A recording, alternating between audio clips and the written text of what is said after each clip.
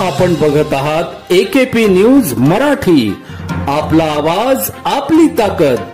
Subscribe करा, share करा, like करा. AKP news Marathi.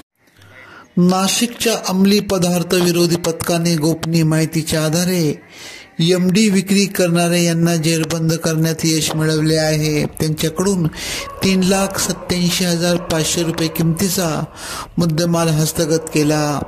Ambad police Thane हद्दीत त्रिमूर्तीनगर या परिसरात रोहित नंदकुमार पवार उर्फ बिट्ट्या व बाळू प्यारेलाल कनोजिया हे दोघे MD विक्री करण्यासाठी येणार असल्याची माहिती मिळाली होती. त्या अनुषंगाने परिसरात अंमली पदार्थ विरोधी पथकाच्या पोलीस अंमलदारांनी सापळा रचत त्यांच्याकडून 3,87,500 रुपये किमतीचा MD मुद्देमाल हस्तगत केला.